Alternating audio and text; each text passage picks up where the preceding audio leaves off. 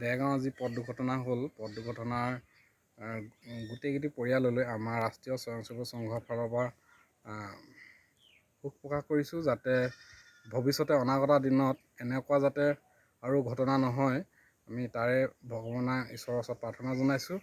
আৰু আমাৰ যি সেৱা কাৰ্যসূচী আমাৰ মৰণা মৰা সেৱা কাৰ্যসূচী লৈছিলোঁ আমি ৰাষ্ট্ৰীয় স্বয়ংসেৱক সংঘৰ, যিকেইখন মানুহ এতিয়াও হস্পিটেলত আছে, যি শেষ হৈ গ'ল, তেওঁলোকৰ যি মৰণা আছিলে, খেতি আছিলে যথেষ্ট 3,000 পৰা 4,000 ভিতৰত মৰণা আছিলে গোটেইকেইঘৰ মিলাই। আমি সেই মৰণা মৰা কাৰ্যসূচী আমি ৰাষ্ট্ৰীয় স্বয়ংসেৱক সংঘৰ পদুমণি খণ্ডৰ উদ্যোগত আৰু গোলাঘাট জিলাৰ সহযোগত আমি এই কাৰ্যসূচী পালন কৰিছিলোঁ। আৰু এই কাৰ্যসূচী পালন কৰোঁতে আমাৰ নানান ধৰণৰ স্বয়ংসেৱক আছিলে। এই স্বয়ংসেৱকসকলৰ ভিতৰতে দুজন আমাৰ ব্যক্তিক্ৰমী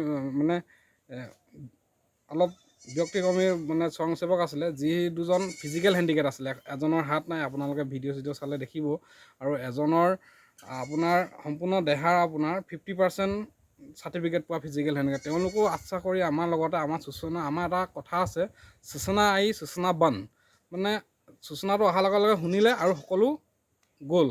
আৰু সেয়েহে আমাৰ এই কাৰ্যসূচীটো আমি তেনেকৈ পালন কৰিলোঁ। আৰু নানান ধৰণৰ স্বয়ংসেৱক আৰু আমাক সহায় কৰিলে, সহায় কৰি এই কাৰ্যসূচী আমাৰ দুটাকৈ মেচিন, দুখনকৈ ট্ৰেক্টৰ আমি ব্যৱহাৰ কৰিছিলোঁ। আৰু এই কাৰ্যসূচী আমাৰ ৰাষ্ট্ৰীয় স্বয়ংসেৱক সংঘৰ এটা সেৱা বিভাগ বুলি আছে, সেৱা বিভাগৰ যি পদুমণি খণ্ড আৰু গোলাঘাট জিলা সেৱা বিভাগৰ দ্বাৰা, আৰু মই শ্ৰী জনপ্ৰতীম বৰা আপোনাৰ পদুমণি খণ্ডৰ কাৰ্যভাৰ, আৰু আমাৰ তত্ত্বাৱধানত যিখিনি কাম হৈ গ'ল, এইখিনি আমি আমাৰ এইটো আচলতে ৰাষ্ট্ৰীয় স্বয়ংসেৱকৰ উদ্দেশ্যই আমি তৎকালীন সহায় কৰা মানুহক যিটো জেনুইনটো কৰিব লাগে সেইটো কৰোঁ আমি।